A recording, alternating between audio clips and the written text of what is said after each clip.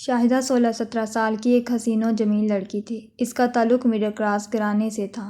اس کا باپ ریلوے میں کلرک بھرتی ہوا تھا اور حالات بتا رہے تھے کہ وہ کلرک کی حیثیت سے ہی ریٹائر ہو جائے گا۔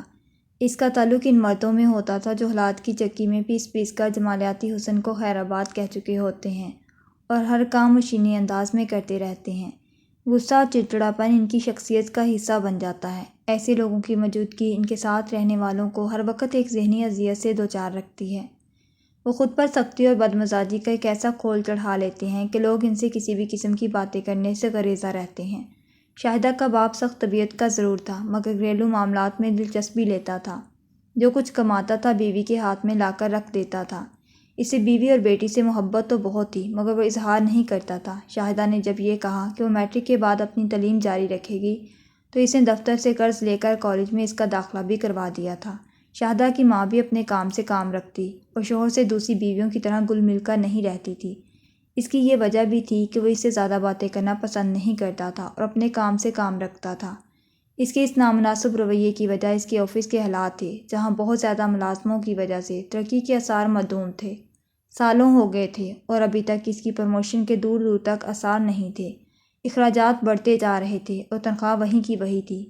باپ کے رویے کی وجہ سے شاہدہ بھی اس سے بات کرتے ہوئے جھجکتی تھی اور وہ گھر میں ہوتا تو وہ سر پر دوپٹہ ڈالے خاموشی سے کسی کام میں لگی رہتی۔ شاہدہ کو اپنی غربت اور کم مائگی کا بہت احساس تھا۔ اس کی سہیلیاں، آس پڑوس کی عورتیں اس کی خوبصورتی کی تعریف کرتی تو اس کے دل میں خواہش پیدا ہوتی کاش اس کا باپ پیسے والا ہوتا۔ اس غربت برے ماحول میں رہنے کے باوجود وہ تعلیم حاصل کرنا چاہتی تھی۔ اس کی بھی ایک وجہ تھی، وہ دوسری لڑکیوں کو دفتروں اور مختلف اداروں میں کام کرتا دیکھتی اسے ان کی ٹھاٹھ باٹھ نظر آتی۔ وہ اونچی ہیل کے سینڈل پہنے کھٹ کھٹ چلتی پھرتی نظر آتی اور کھٹ پٹ انگلش بولتی تو اس کے دل میں بھی یہ خواہش پیدا ہوتی کہ اسے بھی ایسا ہی بننا ہے۔ وہ کسی پر ظاہر تو نہیں کرتی تھی مگر یہ حقیقت تھی کہ وہ احساس کمتری کا شکار ہو گئی تھی۔ اسے اپنی غربت، اپنا ماحول اور ذرا ذرا سی چیزوں کے لیے ترسنا بالکل اچھا نہیں لگتا تھا۔ اس نے جیب خرچ سے پیسے بچا بچا کر ایک موبائل بھی خرید لیا تھا۔ یہ موبائل نہایت چھوٹا سا تھا، فنکشن بھی کچھ نہیں تھے۔ نمبر ملا کر کسی سے بات کر لو یا پھر FM ریڈیو سن لو۔ اس کے لیے یہ بھی غنیمت تھا۔ اس نے اپنا فون نمبر اپنی چند گہری سہیلیوں کو دے دیا تھا۔ محلے میں اس کی ایک بچپن کی سہیلی بھی تھی اور اس کا نام فرخندہ تھا۔ دونوں ساتھ ہی کھیل کود کر بڑی ہوئی تھی۔ فرخندہ کا باپ نہیں تھا اور ماں نے ایک دھاگا بنانے کی فیکٹری میں نوکری کر کے اسے پالا تھا۔ میٹرک کرنے کے بعد وہ بچوں کو ایک اسکول میں بطور ٹیچر بھرتی ہو گئی تھی۔ کچھ ماہ پہلے اس کی ماں اچانک بیمار ہو کر چل بسی تھی اور اب وہ اس دنیا میں بالکل تنہا تھی۔ اپنی اپنی مصروفیات کے باوجود دونوں اب بھی وقت نکال کر کبھی کبھی ایک دوسرے سے مل لیا کرتی تھی۔ آج بھی وہ عید کی کچھ شاپنگ کرنے مارکیٹ گئی تھی۔ شاپنگ کر کے وہ گھر لوٹی تو ماں نے اسے کھانا نکال کر دیا۔ وہ ابھی کھانے سے فارغ بھی نہیں ہوئی تھی کہ موبائل پر ایک اجنبی نمبر سے کال آئی۔ وہ سوچ میں پڑ گئی کہ اٹینڈ کرے کہ نہ کرے۔ اس نے بات نہیں کی۔ کھانا کھا کر تھوڑی دیر آرام کرنے کے لیے بستر پر لیٹ گئی۔ تھوڑی دیر بعد اسی نمبر سے پھر کال آئی۔ اس مرتبہ اس نے ادھر ادھر دیکھتے اوکے کا بٹن دبا دیا۔ دوسری طرف سے کسی نے نہایت نرمی اور مہذب انداز میں کہا، شاہدہ پلیز میری بات سنے بغیر فون بند نہیں کرنا۔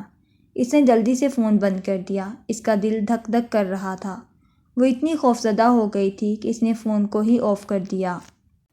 فون کرنے والے کا لہجہ رہ رہ کر اس کے ذہن میں گونج رہا تھا۔ وہ حیران تھی کہ وہ کون تھا جسے اس کا نام بھی معلوم تھا۔ اس کی تو آج تک کسی لڑکے سے بات چیت بھی نہیں ہوئی تھی، نہ اپنوں میں نہ غیروں میں۔ پھر اس لڑکے کو اس کا نمبر کیسے ملا؟ اس کے پاس ان سوالوں کے جوابات نہیں تھے۔ وہ کب تک فون بند رکھتی؟ رات کو کسی سہیلی سے بات کرنے کے لیے اس نے موبائل آن کر لیا۔ پھر اس نے بات ختم ہی کی تھی کہ اسی نمبر سے پھر فون آ گیا۔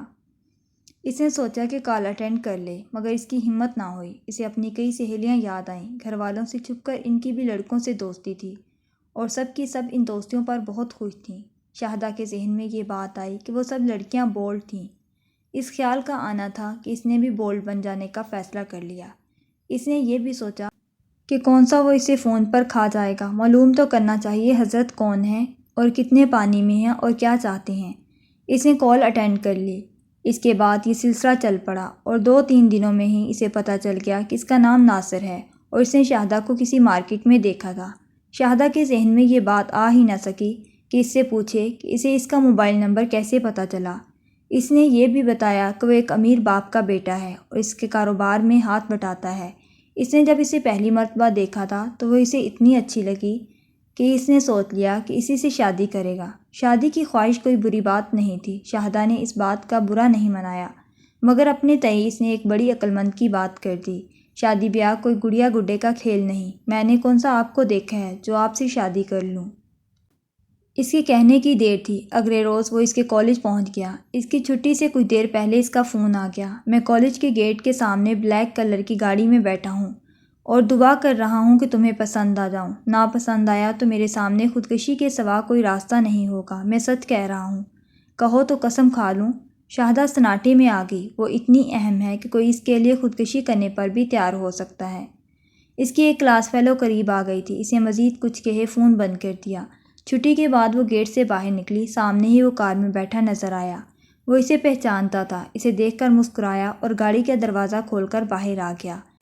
اسے دیکھ کر وہ مبہوت رہ گئی۔ وہ نہایت صاف رنگ کا، لمبے قد کا ایک اسمارٹ لڑکا تھا۔ اس کے بال اس کی پیشانی پر بکھرے ہوئے تھے، گلے میں ڈیلی ڈالی ٹائی جھول رہی تھی اور جسم پر موجود سوٹ خاصا قیمتی دکھائی دیتا تھا۔ وہ مسکراتے ہوئے اسے دیکھ رہا تھا۔ اس کا دل زور زور سے دھڑکنے لگا۔ وہ گھبرا کر جلدی سے کالج کی بس میں چڑھ کر اپنی سیٹ پر بیٹھ گئی۔ اس نے چور نظروں سے اپنے ارد گرد دیکھا، کوئی لڑکی بھی اس کی طرف متوجہ نہیں تھی، ان کی اکثریت اپنے موبائلوں کی طرف متوجہ تھی۔ اس نے کھڑکی سے باہر دیکھا، وہ ابھی تک وہیں کھڑا تھا۔ ناصر اسے بے حد پسند آیا تھا، اس کی بات کرنے کا انداز بہت دلکش تھا۔ وہ اتنی نرمی اور اپنائیت سے بات کرتا تھا کہ جی چاہتا تھا کہ وہ بولتا رہے اور وہ سنتی رہے۔ اس نے اپنی کئی سہیلیوں کے بوائے فرینڈز کی موبائلوں میں تصویریں دیکھی تھی، پر خوبصورتی میں وہ ناصر کا عشر و عشیر بھی نہیں تھے۔ گھر پہنچ کر بھی وہ ناصر کے خیالوں میں ہی گم تھی۔ اس نے آئینے میں اپنی شکل دیکھی، اسے لگا کہ وہ بھی کسی سے کم نہیں ہے۔ ناصر یقیناً اس کی خوبصورتی سے مرعوب ہو گیا تھا۔ اس کے جدید انداز کے قیمتی کپڑے اور شاندار گاڑی بتا رہی تھی کہ وہ کسی امیر باپ کا بیٹا ہے۔ اس کے علم میں یہ بات تھی کہ امیر زادوں کی دلی خواہش ہوتی ہے کہ ان کی بیویاں کسی فلمی اداکارہ کی طرح حسین و جمیل اور اسمارٹ ہوں، تاکہ پارٹیوں وغیرہ میں دوسرے مردوں پر روب پڑ سکے۔ اپنی بیوقوفی اور کم فہمی کی وجہ سے شاہدہ ناصر کی خوبصورتی اور اس کی عمارت کے جال میں پھنس چکی تھی۔ اب ہر دم اسے ناصر کے فون کا انتظار رہنے لگا۔ ایک روز ناصر نے اسے تسلی دی کہ وہ کبھی اس بات سے پریشان نہ ہو کہ اس کا تعلق غریب گھرانے سے ہے۔ اس نے اسے یہ بھی یقین دلا دیا تھا کہ وہ بہت جلد اپنے گھر والوں کو رشتے کے لیے اس کے گھر بھیجے گا۔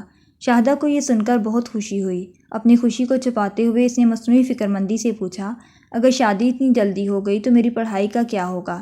اس کی بات سن کر ناصر ہنس کر بولا، پھر تم اپنے بچوں کو پڑھانا۔ اس کی بات سن کر شاہدہ شرما گئی۔ ناصر نے پھر کہا، یقیناً تم یہ سن کر شرما گئی ہوگی، کاش میں تمہیں شرماتا ہوا دیکھ سکتا۔ دیکھو تم منع مت کرنا، میرے پاس ایک اسمارٹ فون بیکار پڑا ہے، اگر کبھی ملے تو میری طرف سے قبول کر لینا، میں اس میں نئی سم بھی ڈلوا دوں گا تاکہ تم بے فکری سے تنہائی میں اسے استعمال کر سکو۔ میرا دن تو کسی نہ کسی طرح گزر جاتا ہے، مگر رات کو تمہاری یاد آتی ہے۔ اپنی کچھ تصویریں بھی مجھے بھیج دیا کرنا، جب تک شادی نہیں ہو جاتی انہیں دیکھ کر دل بہلا لیا کروں گا۔ اور ہاں، شادی کے بعد تو میں کم سے کم 1 ماہ تک کام پر نہیں جاؤں گا تاکہ ہر وقت تمہیں ہی دیکھتا رہوں۔ بس ایک بات سے میری ڈھارس بندی رہتی ہے کہ تھوڑے دنوں کی ہی تو بات ہے، پھر تو ہماری شادی ہو ہی جائے گی۔ یہ اس سے اگلے روز کی بات ہے۔ وجاہت کا باپ اپنی بیوی کو لے کر ان کے گھر آ دھمکا۔ وہ شاہدہ کے باپ کا بچپن کا دوست تھا۔ اتفاق کی بات ہے کہ سالوں پہلے دونوں دوستوں کی شادیاں بھی چند روز کے فرق سے آگے پیچھے ہوئی تھی۔ اس زمانے کی رسم کے مطابق دونوں دوستوں نے طے کر لیا تھا کہ اگر ایک کے گھر لڑکا اور دوسرے کے گھر لڑکی ہوئی تو وہ ان دونوں کی شادی کر کے اپنی دوستی کو مزید مضبوط کر لیں گے۔ اس کے دوست کے ہاں تو شادی کے پہلے سال ہی بیٹا ہو گیا تھا، مگر شاہدہ 5-6 سال بعد پیدا ہوئی تھی۔ ویسے تو دونوں دوست زندگی کی مصروفیات سے وقت نکال کر مہینے 2 مہینے بعد ایک دوسرے سے مل لیا کرتے تھے، مگر اس دفعہ بیوی کے ساتھ آمد کا مقصد یہی تھا کہ برسوں پہلے جو بات ہوئی تھی اس کو پورا کیا جائے۔ دوست کے بیٹے کا نام وجاہت تھا اور وہ کسی سرکاری ادارے میں ملازم تھا۔ شاہدہ کا باپ اس رشتے پر نہ صرف راضی تھا بلکہ بہت خوش بھی تھا۔ اس کے علاوہ یہ بات بھی تھی کہ دونوں دوستوں نے اس کے بارے میں عہد بھی کیا ہوا تھا اور وہ عہد پورا کرنے کا وقت آ گیا تھا۔ اپنی سخت گیر طبیعت کی بنا پر اس نے گھر میں کسی سے مشورہ کرنے کی ضرورت بھی نہ سمجھی اور اپنا فیصلہ بیوی کو سنا دیا۔ شاہدہ کی شادی میرے دوست کے بیٹے وجاہت سے ہوگی۔ ماں تو سیدھی سادی ایک مشرقی عورت تھی اور شوہر سے ڈر کر رہتی تھی۔ اس نے اس کے فیصلے پر سر جھکا دیا اور شاہدہ کو باپ کے فیصلے سے آگاہ کر دیا۔ یہ خبر سن کر شاہدہ پر تو جیسے قیامت ٹوٹ پڑی۔ اس نے آنکھوں میں آنسو بھر کر ماں سے اس بات پر احتجاج کیا، اپنی ادھوری پڑھائی کا بہانہ بنایا، مگر اس کی ماں نے ہاتھ کھڑے کر دیے۔ میں تیرے باپ سے اس سلسلے میں کوئی بات نہیں کر سکتی، وہ میرے پیچھے پڑ جائے گا۔ اگر تجھے کوئی اعتراض ہے تو جا کر اسی سے بات کر۔ یہ بات یاد رکھنا کہ ماں باپ جو بھی کرتے ہیں اولاد کے حق میں بہتر ہی ہوتا ہے۔ اس میں اتنی ہمت کہاں تھی کہ باپ سے بات کرتی۔ وہ دل محسوس کر رہ گئی۔ ایک روز اس کی ماں اور باپ وجاہت کے گھر جا کر اسے دیکھ بھی آئے۔ وجاہت دونوں کو بہت پسند آیا اور یوں تابوت میں آخری کیل بھی گڑ گیا۔ شاہدہ نے فوری طور پر ناصر سے رابطہ کیا اور یہ خبر اسے سنائی اور بولی، ناصر اگر تم کچھ کر سکتے ہو تو کر لو، اپنے گھر والوں کو ہمارے گھر بھیج دو، شاید ابا مان جائیں۔ لمحہ بھر کو تو ناصر چپ ہو گیا، پھر بولا، میری امی تو اپنی بہن سے ملنے دبئی گئی ہوئی ہے، 2-3 مہینے وہی رہے گی، تو پھر میں کیا کروں؟ مجھ میں اتنی ہمت نہیں کہ اپنے ابا کے سامنے زبان کھولوں۔ وہ بے بسی سے بولی۔ اس کی بات سن کر دوسری طرف خاصی دیر تک خاموشی رہی، پھر ناصر کی آواز آئی، تم شادی کرنے سے منع کر دو۔ یہ میں نہیں کر سکتی، مجھ میں اتنی ہمت نہیں۔ یہ کہتے ہوئے شاہدہ کی آنکھوں میں آنسو آ گئے۔ تم میرے ابا کو نہیں جانتے، مجھے ان سے بہت ڈر لگتا ہے، شاہدہ تم مجھے ٹھکرا رہی ہو۔ ناصر نے کسی قدر غصے سے کہا، اچھا ایسا کرو کہ موقع دیکھ کر مجھ سے کہیں مل لو، میری بڑی بہن صدر کے علاقے میں رہتی ہے، ہم دونوں ان سے ملنے چلیں گے، ہو سکتا ہے کہ وہ کوئی حل نکال دے۔ اس سے پہلے بھی ناصر نے اس سے کہیں باہر ملنے کو کہا تھا، مگر وہ اپنی فطری بزدلی کی وجہ سے اس پر راضی نہیں ہوئی۔ اس مرتبہ بھی وہ ناصر کے مطالبے کو صاف ٹال گئی۔ زیادہ بہتر یہ ہوگا کہ تم اپنی بڑی بہن کو ہمارے گھر بھیج دو تاکہ وہ رشتے کی بات چلائے، شاہدہ نے دو ٹوک لہجے میں کہا۔ تم مجھے غصہ دلا رہی ہو۔ اس کی بات سن کر ناصر نے کہا، میں چاہتا ہوں کہ باجی تم سے ایک دفعہ مل لیں، پھر ہم آئندہ کا لائحہ عمل طے کر لیں گے۔ سوری ناصر، یہ میں نہیں کر سکتی، مجھے کالج جانے کے علاوہ کہیں اور جانے کی اجازت نہیں ہے، اس نے بے بسی سے کہا۔ اس کی بات سن کر دوسری طرف سے فون بند کر دیا گیا۔ اس کے بعد ناصر نے خود سے فون نہیں کیا۔ اس نے کئی بار اس سے رابطہ کرنے کی کوشش کی، مگر اس کی ہر دفعہ یہی رٹ ہوتی کہ وہ اس کی باجی سے ملنے کے لیے آمادہ ہو جائے۔ شاہدہ ایک سیدھی سادی اور ڈرپوک قسم کی لڑکی تھی، وہ اس بات پر راضی نہیں ہوئی۔ 2 ہفتے بھی نہیں گزرے تھے اس کی شادی بڑی سادگی سے ہو گئی۔ شادی کے بعد بھی ناصر اس کے دل سے نہیں نکل سکا۔ اسے اس بات کا بھی افسوس ہوتا کہ ناصر نے اسے شادی کے لیے ذرا سا بھی تعاون نہیں کیا تھا۔ ماں اگر اپنی بہن سے ملنے دبئی گئی ہوئی تھی تو اپنی باجی کو ان کے گھر بھیج سکتا تھا۔ دن گزرتے رہے اور اب اس کی شادی کو 3 ماہ بیت چکے تھے۔ اتنا عرصہ گزر جانے کے باوجود اس کے دل میں وجاہت کے لیے کوئی جگہ نہ بن سکی تھی۔ وہ نہ اس سے بات کرتی تھی، نہ اس کو دیکھتی تھی۔ وہ کام پر چلا جاتا تو اسے ایک اطمینان کا احساس ہوتا، وہ کام سے گھر آ جاتا تو اسے بے قلی سی محسوس ہونے لگتی۔ اس کے رویے سے وجاہت حیرت زدہ تو تھا، مگر اس سلسلے میں اس نے آج تک کوئی سوال جواب نہیں کیا تھا۔ اسے وجاہت سے نفرت تو نہیں تھی، مگر وہ اس سے محبت بھی نہیں کرتی تھی۔ وجاہت بھی جانے کس مٹی کا بنا تھا کہ اس کی بے الطفائی اور نظر اندازی پر کوئی حرف شکایت زبان پر نہیں لاتا تھا۔ اس نے شاہدہ سے شادی اپنے باپ کے کہنے پر کی تھی۔ اسے اپنے باپ سے بے حد محبت تھی، کیونکہ وہ اس کے ساتھ بالکل دوستوں کی طرح رہتا تھا۔ باپ کی خوشی کے لیے وہ گھر میں یہی ظاہر کرتا تھا کہ وہ اس شادی سے بہت خوش ہے۔ شاہدہ بلا شبہ حسن و جمال میں یکتا تھی۔ سر و قد، گورا رنگ، بڑی بڑی آنکھیں، مناسب دھانا، مسکراتی تو بہت ہی پیاری لگتی۔ ہنستی تھی تو گالوں میں گڑے پڑتے تھے، جس کی وجہ سے ہنستے ہوئے اور بھی اچھی لگتی تھی۔ اس سے شادی کر کے وجاہت بہت خوش تھا۔ وہ ایک شرمیلی طبیعت کا لڑکا تھا، اس لیے شادی سے پہلے اس کی جان پہچان کسی لڑکی سے نہیں ہو سکی تھی۔ ایک تو بیوی خوبصورت اور چندے آفتاب چندے مہتاب تھی، دوسری باپ کی پسند کی تھی۔ وجاہت بہت ہی مطمئن تھا، مگر شادی کی رات کو ہی وجاہت کو اندازہ ہو گیا کہ بیوی کھوئی کھوئی سی ملی ہے۔ اس نے یہ سوچ کر دل کو تسلی دی کہ گھر والوں سے دوری کی وجہ سے ایسا ہوگا۔ ہفتہ گزرا تو برف پھر بھی نہ پگھلی۔ ایسا معلوم ہوتا تھا جیسے شاہدہ کو دنیا کی کسی چیز سے دلچسپی نہیں ہے۔ وجاہت نے یہ بات بھی نوٹ کی کہ وہ اس کو خود سے مخاطب نہیں کرتی۔ وہ کوئی بات کرتا تو جواب دے دیتی، ورنہ خاموش بیٹھی رہتی۔ اس کی ماں سے اس کا رویہ البتہ دوسرا تھا۔ اس کے پاس بیٹھی ہوتی تو خود سے باتیں شروع کر دیتی تھی۔ بہرحال ماں اور باپ دونوں کو بہو پسند آ گئی تھی۔ وجاہت نے ماں سے بھی شاہدہ کے نامناسب رویے کے بارے میں ایک لفظ تک نہیں کہا تھا۔ وجاہت نہیں چاہتا تھا کہ شاہدہ کے بارے میں کوئی منفی بات کر کے گھر کی خوشیوں کو فکرمندیوں میں بدل دے۔ اسے دنیا والی چالاکیاں بھی نہیں آتی تھی کہ وہ شاہدہ کے اس رویے کے متعلق اندازے قائم کرتا۔ ایک دفعہ اس پر جھنجھلاہٹ بھی طاری ہوئی اور دل چاہا کہ اس سے پوچھے کہ وہ یوں دور دور کیوں رہتی ہے، مگر ممکنہ بدمزگی کی وجہ سے وہ خاموش ہی رہا۔ ان تمام باتوں کے باوجود وہ اسے بہت اچھی لگتی تھی۔ 1-2 دفعہ اس نے اس سے اچھی لگنے والی بات کا اظہار بھی کیا، مگر رد عمل میں اس کا جھکا ہوا سر اور ایک انگلی سے بستر کی چادر پر کھینچتی لکیریں ہی دیکھنے کو ملی۔ شاہدہ کے اس رویے کو دیکھ کر اس کی ہمت ٹوٹ گئی اور اس نے بھی خاموشی کی راہ اپنا لی۔ شاہدہ کے رویے کی وجہ سے وہ کوشش کرتا کہ زیادہ تر وقت اپنے دفتر میں ہی گزارے۔ چھٹی والے دن وہ دیر تک سوتا اور اٹھنے کے بعد دوستوں کے پاس چلا جاتا۔ اس کے بارے میں مشہور ہو گیا تھا کہ وہ دنیا کا واحد شوہر ہے جو شادی کے شروع کے دنوں میں ہی دوستوں کو اتنا ٹائم دیتا ہے، ورنہ دوسرے تو ان دنوں منظر سے ہی غائب ہو جاتے ہیں۔ شاہدہ اپنی ماں کے گھر چلی جاتی تو وجاہت ایک عجیب طرح کی بے چینی محسوس کرتا۔ شاہدہ ماں کے گھر جاتے وقت بہت خوش نظر آتی اور واپس سسرال آتے ہوئے یہ خوشی غائب ہو جاتی تھی۔ وجاہت یہ چاہتا تھا کہ وہ بس ہر وقت اس کی آنکھوں کے سامنے رہے، بات کرے نہ کرے، دکھائی تو دیتی رہے۔ اس کے جانے سے اس کے دل پر ایک انکہی پسماردگی طاری ہو جاتی تھی۔ اس کی سمجھ میں نہیں آتا تھا کہ کیا کرے۔ کبھی کبھی وہ جھنجھلا بھی جاتا۔ آج وجاہت شاہدہ کو اس کی ماں کے گھر چھوڑنے آیا۔ اس کی ماں اپنے داماد سے بڑے اتفاق سے ملی اور بہت سی دعائیں دیں۔ اتنی دیر میں شاہدہ اس کے لیے چائے بنا کر لے آئی۔ وہ چائے پی کر خاموشی سے روانہ ہو گیا۔ وہ اسے چھوڑنے دروازے تک بھی نہیں آئی۔ وجاہت چلا گیا تو ہر ماں کی طرح شاہدہ کی ماں نے بھی یہ اندازے لگانے کی کوشش کی کہ بیٹی سسرال میں خوش ہے یا نہیں۔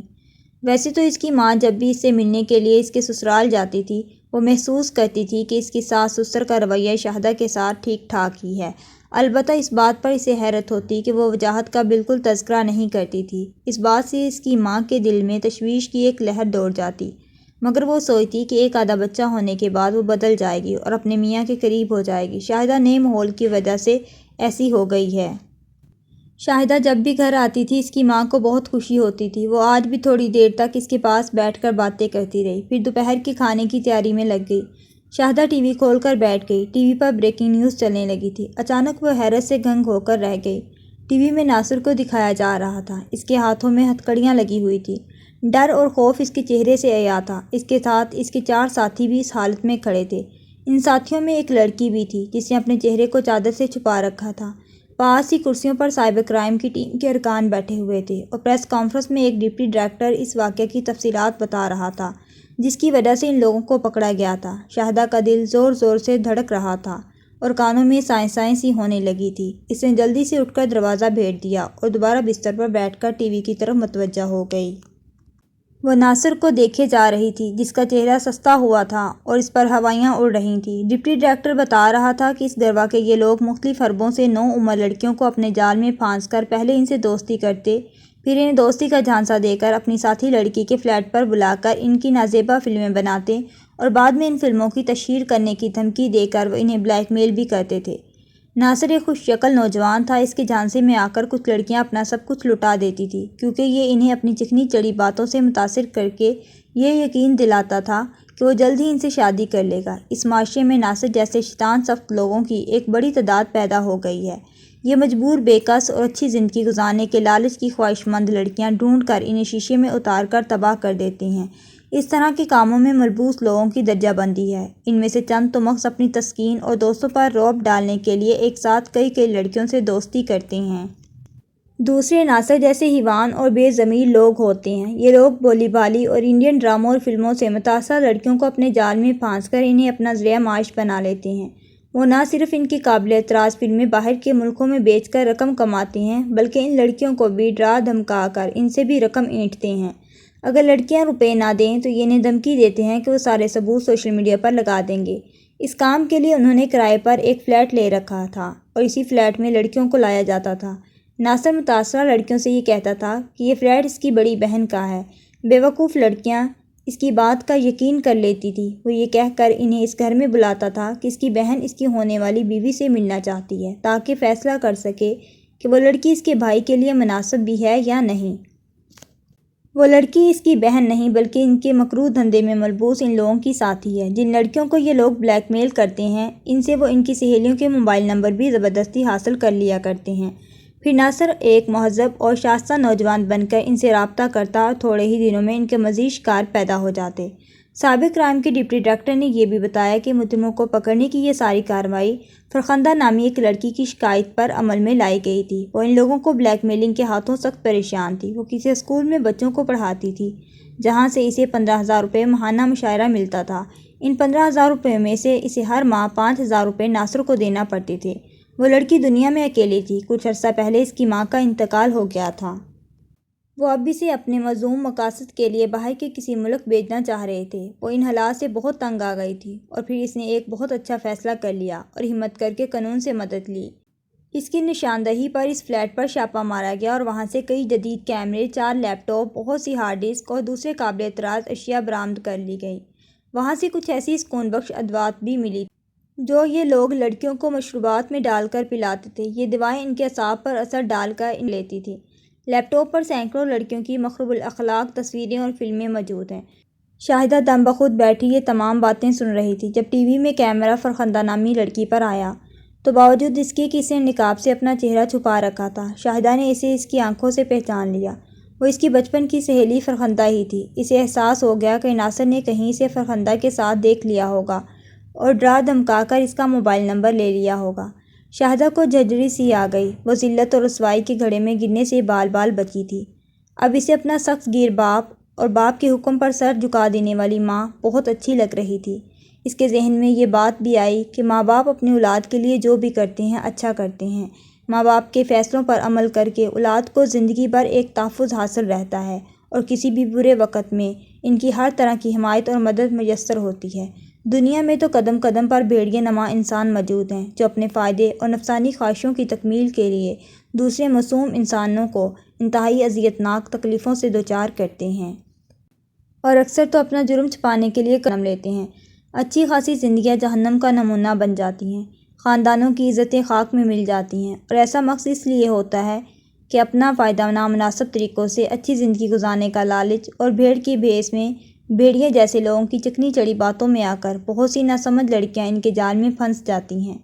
اب ٹی وی پر فرخندہ کا بیان چل رہا تھا۔ اس سے بڑی تفصیل سے ناصر اور ان کے دوستوں کے جرائم کا پردہ چاک کیا تھا۔ آخر میں اس نے اس بات کا اعتراف بھی کیا کہ ناصر کی دھمکی کے نتیجے میں اس نے اپنی ایک سہیلی کا موبائل نمبر اسے دے دیا تھا جس کا اسے بے حد افسوس تھا، مگر خوشی اس بات کی تھی کہ وہ سہیلی اس شیطان کے جال میں نہیں پھنسی تھی۔ شاہدہ نے لرزتے ہاتھوں سے ریموٹ اٹھا کر ٹی وی بند کر دیا اور بستر پر گر پڑی۔ وہ اس بات پر شکر ادا کر رہی تھی کہ وہ ایک بہت بڑی تباہی اور بدنامی سے بچ گئی تھی۔ وہ سوچنے لگی کہ لڑکیوں کے لیے دنیا میں صرف ماں باپ، بہن بھائی اور شوہر ہی ہوتا ہے جو انہیں تحفظ دیتے ہیں، باقی غیر تو سب بے دردی سے اپنا مفاد نکالنا جانتے ہیں۔